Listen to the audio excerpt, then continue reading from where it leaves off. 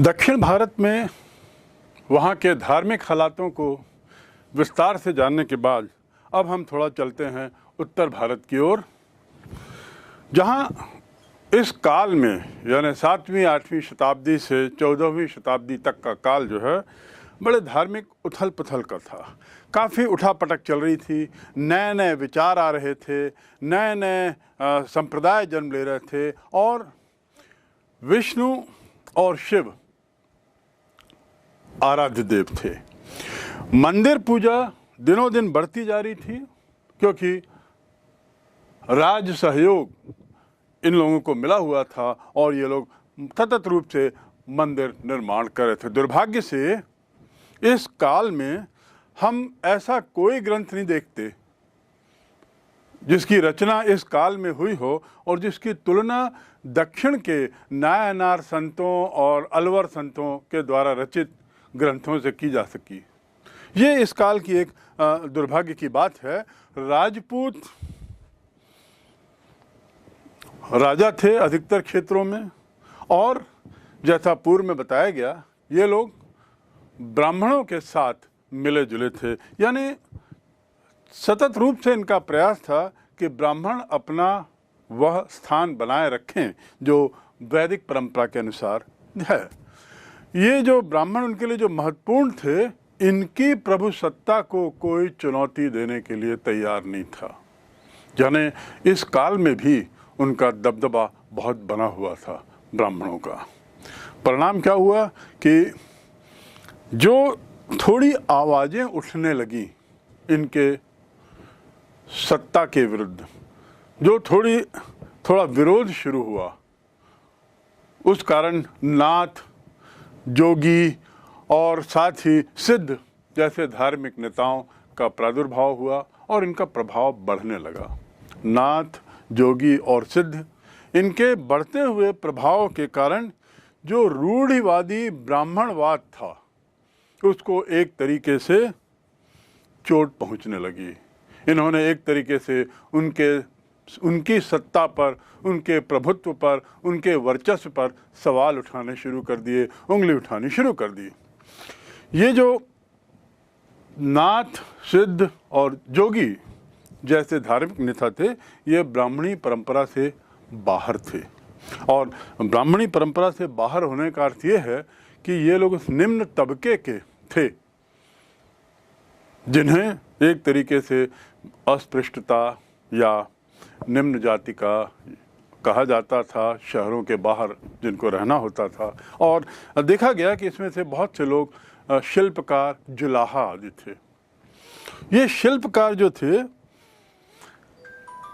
इनके द्वारा बनाए गए कपड़े, दस्तकारी के सामान, इसका उत्पादन दिन ब दिन बढ़ रहा था और उसका कारण था कि मध्य एशिया और उत्तर भारत के उस रास्तों में, जिसको हम सिल्क रूट आदि कहते हैं, वहाँ इनकी मांग बहुत बड़ी थी। तो बढ़ते उत्पादन के साथ इनका जो विकास होता गया, उसी के साथ जो इनके पास धन आता गया, उसने भी इन गैर ब्राह्मणिक परंपराओं को जन्म दिया और इनका विस्तार किया, इसमें मदद की।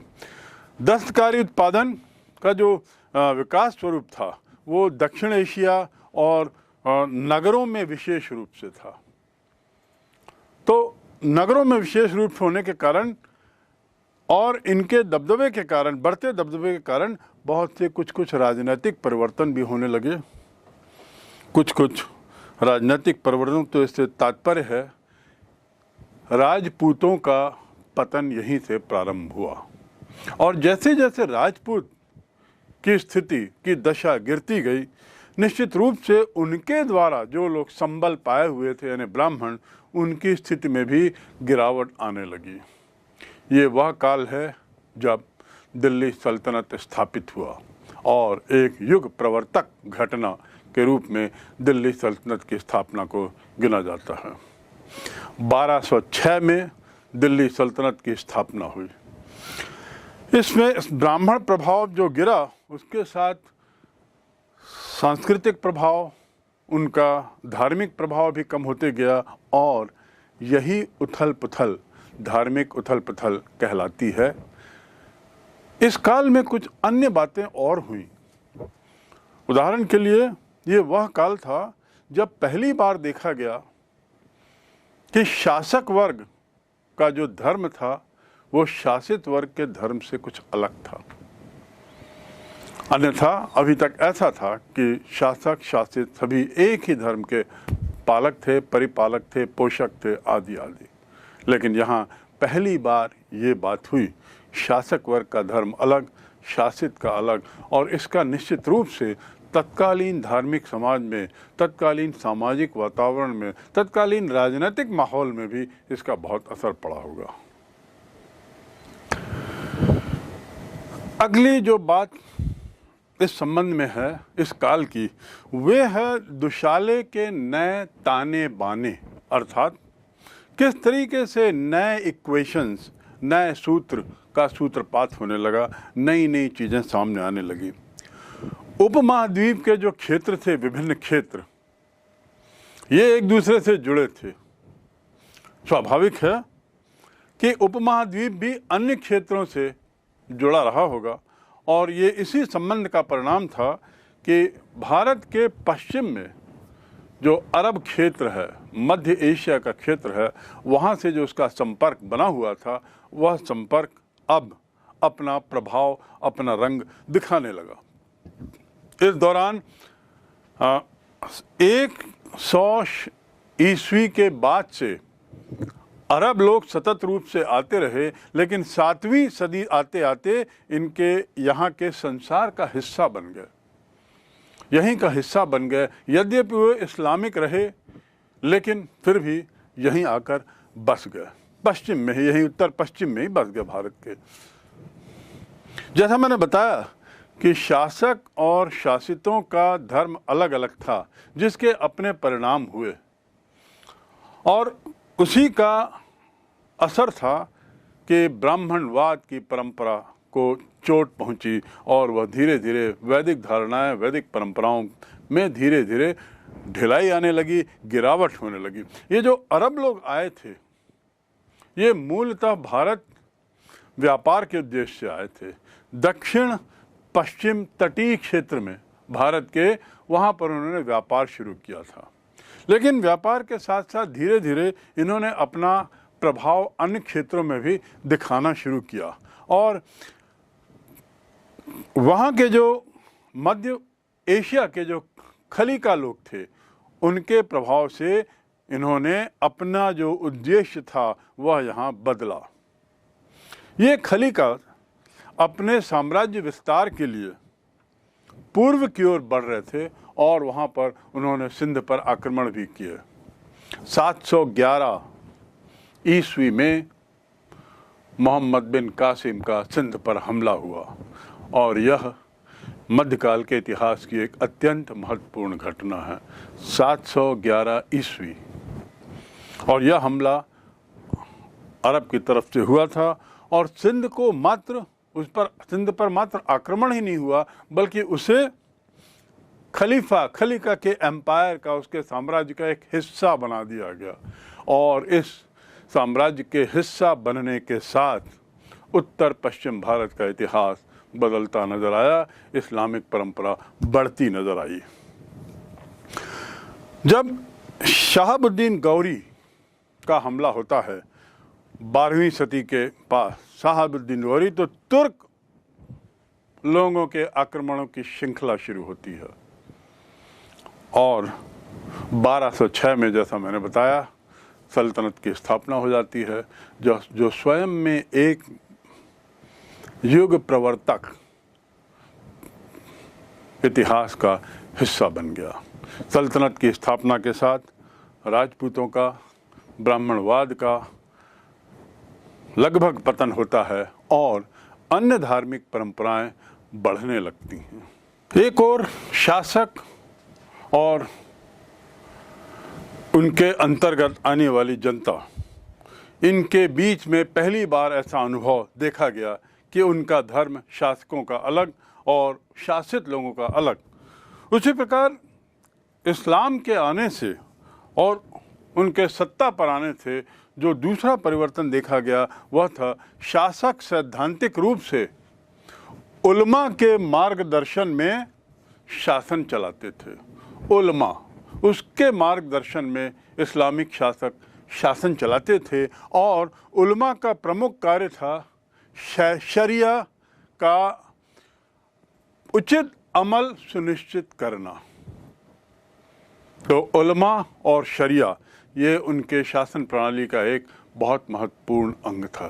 तो शरिया के उचित अमल करने के लिए ये आवश्यक था कि वो कुछ इस्लामिक परंपराएं यहाँ पर लागू करें, और इस्लामिक परंपराओं के में उन्होंने जो एक परिवर्तन किया या लाया उसमें था जिम्मी। जिम्मी अर्थात ये शब्द जिम्मा से बना है। जिम्मा एक अरबी शब्द है। ये उन लोगों के लिए कहा जाता था जो लोग अन्य धर्म से, जिसमें प्रारंभ में ईसाई धर्म, पारसी धर्म और ऐसे अन्य जो धर्म थे, इसके लोग यदि इस्लाम के सदस्य बनते हैं, इस्लामिक परंपरा को अपनाते हैं और उसके साथ ही वे जजिया देते हैं, तो उन्हें मुस्लिम संरक्षण मिलेगा। इस्लामिक संरक्षण उसकी एवज में उनको मिल जाता था।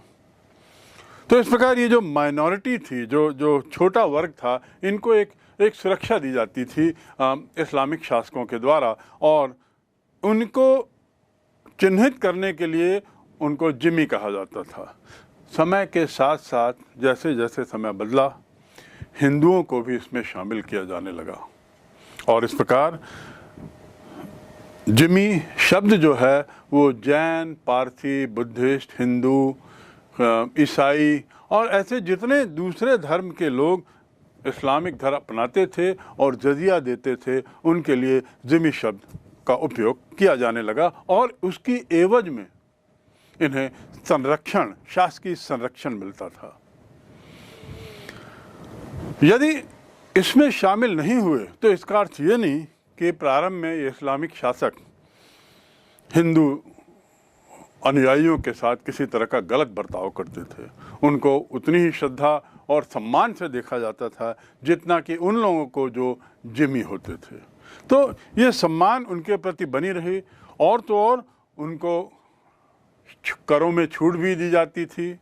कई ऐसे उदाहरण हैं जहां इस्लामिक शासकों ने मंदिरों के निर्माण के लिए भूमि दान की, कर से माफ़ीनामा दिया, और इस प्रकार इसके उदाहरण जो हैं ये अकबर और औरंगजेब के काल में काफ़ी मिलते हैं इस तरह के दान के।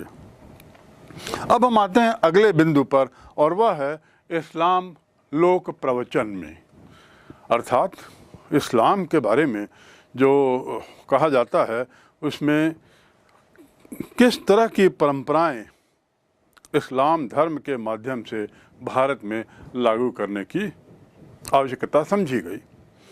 ये इस्लाम धर्म में ये अनिवार्य था कि 5 बातों का पालन किया जाए, और ये 5 स्तंभ कहलाते थे।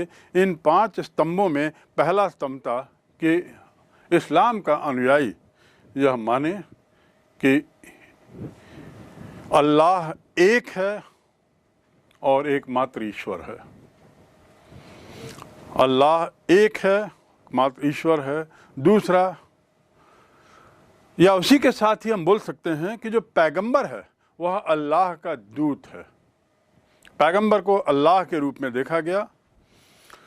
दूसरी बात कि काबा की ओर मुंह करके 5 बार दिन में नमाज पढ़ना आवश्यक किया गया।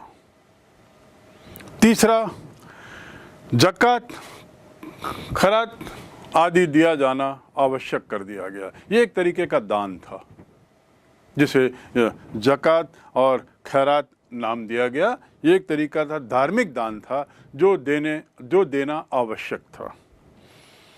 चौथी बात थी कि आपको इस्लामिक अनुयायी होने के नाते आवश्यक था कि कम से कम एक बार मक्का की तीर्थ यात्रा की जाए।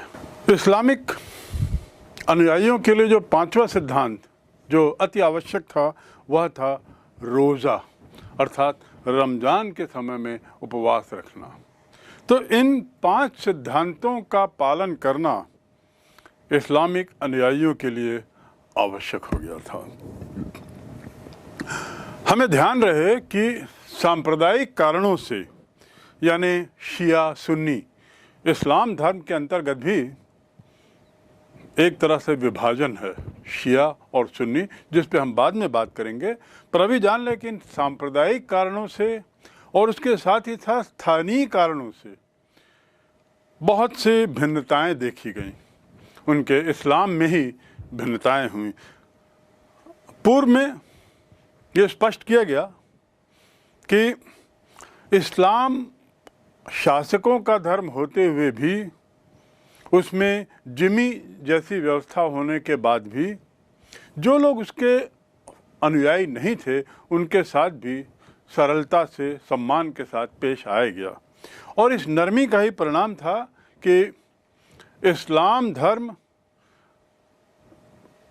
का प्रभाव जो बढ़ता गया, उसके क्षेत्र का दायरा जैसे जैसे बढ़ता गया, वैसी वैसी स्थानीय परंपराओं ने भी इस्लामिक विचारों को प्रभावित किया, इस्लामिक स्थापत्य कला को प्रभावित किया, इस्लाम धर्म को भी उसने प्रभावित किया। उदाहरण के लिए जैसे लोकाचारों का प्रभाव बड़ा दृष्टिगोचर होता है, और इसमें हम देखें कि खोजा समुदाय, जो उनका एक समुदाय है, खोजा समुदाय, ये कुरान के विचारों की जो अभिव्यक्ति, कुरान जो उनका धार्मिक ग्रंथ है, इस कुरान के विचारों की अभिव्यक्ति वह देशी गायन के तरीके से करता थे। इसके खोजा समुदाय के लोग देशी साहित्यिक विद्या के माध्यम से अपने विचारों को रखते थे, गायन शैली का सहारा लेते थे और जीवन नाम से राग पद्धति, जीवन नाम से राग पद्धति को अपनाते हुए ये गीत गाते हुए, ये एक तरीके से इनके इस्लामिक धर्म का एक प्रार्थना करने का तरीका था। दैनिक प्रार्थना, खोजा समुदाय में दैनिक प्रार्थना एक आवश्यक अंग था। ये आखिर क्यों हुआ? इसलिए कि खोजा समुदाय यहाँ की स्थानीय प्रभावों को उसने अपने में आत्मसात किया, अपने में मिलाया। और इसी तरह दूसरा उदाहरण है, एक बहुत बढ़िया उदाहरण दिया जा सकता है, वह है कि मलाबार में जो इस्लाम धर्म के जो अनुयायी बने वे मलयालम बोलने लगे, साथ में मातृगृहता पर उनका विश्वास था, क्योंकि वहाँ की पुराने जो परंपरा थी उसमें माता का, स्त्री का स्थान काफ़ी अहम था। तो ये लोग मातृकुलीनता और मातृगृहता पर विश्वास करते थे, साथ ही मलयालम भाषा बोलते थे और वहाँ के कुछ और स्थानीय आचार विचारों को इस्लामिक अनुयायियों ने अपनाया। इसके साथ ही हम यदि आगे बढ़ें उदाहरणों की ओर, ऐसे उदाहरण जिससे स्पष्ट हो जाए कि किस प्रकार बढ़ते हुए इस्लाम में भारत में विभिन्नता भी बढ़ती गई और स्थानीय विचारों का समायोजन भी बढ़ता गया, इसका सर्वश्रेष्ठ उदाहरण है मस्जिद शैली, मस्जिद बनाने की जो शैली थी।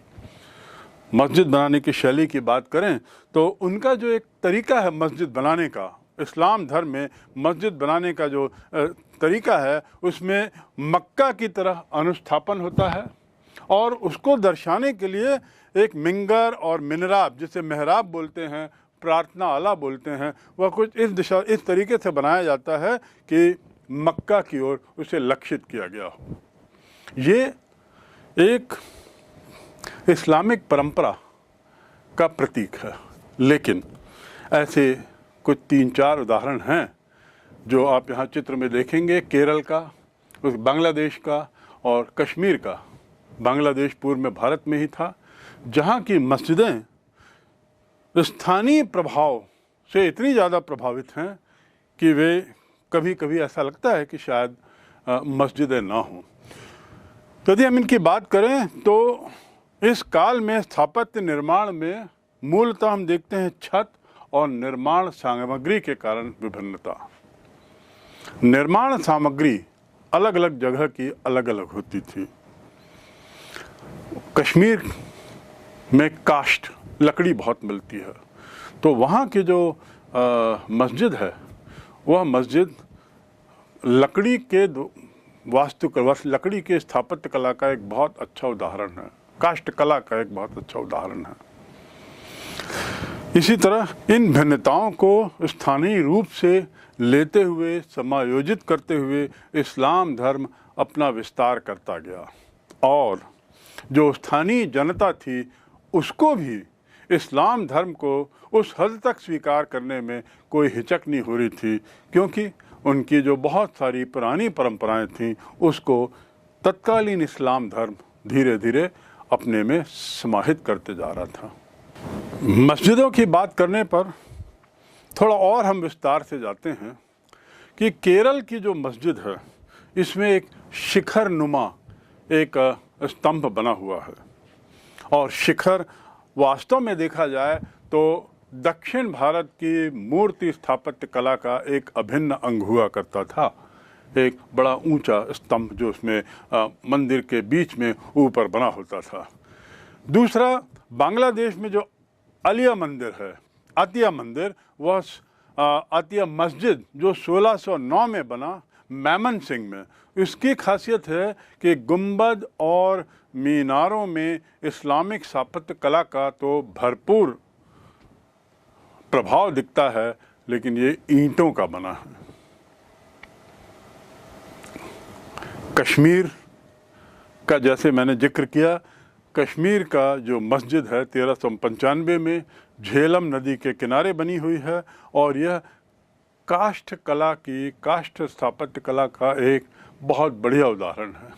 साथ ही इस मस्जिद की एक और खासियत है कि इसमें पेपर मैशी का काम बहुत हुआ है, नक्काशी बहुत है और नक्काशी और पेपर मैशी और काष्ठ का उपयोग कश्मीर के किसी भी भवन निर्माण में, वास्तु निर्माण में एक इसका अभिन्न अंग माना जाता है।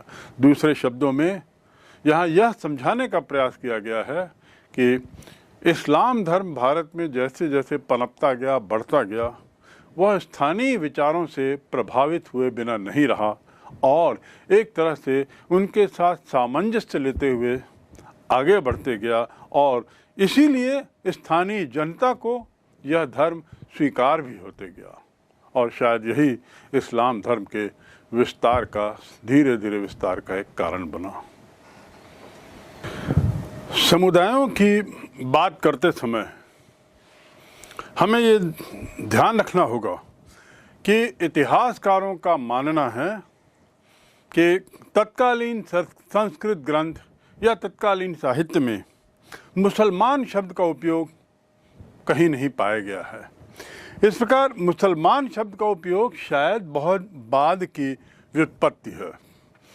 वैसे तो हम हिंदू और मुसलमान ये दो समुदाय अलग अलग, इनको धार्मिक समुदाय के रूप में देखते हैं, किंतु ये बहुत बाद में आए और 8वीं 14वीं शताब्दी तक के लिखे गए ग्रंथों में इस तरह का कोई जिक्र नहीं मिलता है। उल्टा वर्गीकरण जो हुआ है इस्लाम धर्म में, इस्लाम के अनुयायियों का, वो वर्गीकरण तो उनके जन्म स्थान के अनुसार हुआ है। जैसे तुर्की के लोग तुर्किश कहलाते थे, ऐसे ही तजाकिस्तान के मुसलमान ताजिक कहलाए, फारस के मुसलमान पारसी कहलाए, आदि आदि। तो मुसलमान शब्द कम से कम 14वीं शताब्दी तक हमारे किसी भी ग्रंथ में नहीं मिलता है। दूसरी बात कि जो प्रवासी समुदाय थे, बाहर से जो आए हुए समुदाय थे, अन्य समुदाय, इन समुदायों के लिए भारत के लोग म्लेच्छ शब्द का उपयोग करते थे। हमारे ब्राह्मणिक परंपरा में, हमारे वैदिक परंपरा में उन्हें म्लेच्छ कहा जाता था और म्लेच्छ का वैसे तो अर्थ है कि ये लोग उस वर्ण व्यवस्था से बाहर थे जो तत्कालीन भारत में जारी थी, पनप रही थी। इनका जो पालन नहीं करता था और साथ ही ये लोग ऐसी भाषा भी बोलते थे जिसकी व्युत्पत्ति या जिसका प्रारंभ संस्कृत से ना हुआ हो, उन्हें भी म्लेच्छ कहा जाता था। वर्ण परंपरा से बाहर के लोग। इसी प्रकार हिंदू शब्द जो है, हिंदू शब्द का उस समय प्रचलन था, पर मात्र एक धार्मिक समुदाय के रूप में नहीं। हिंदू शब्द का कई अन्य तरीकों से भी उपयोग होता था। यह उन तत्कालीन समाज में ऐसा प्रचलन था जो विभिन्न ग्रंथों से, संस्कृत के विभिन्न साहित्यिक पुस्तकों से स्पष्ट होता है।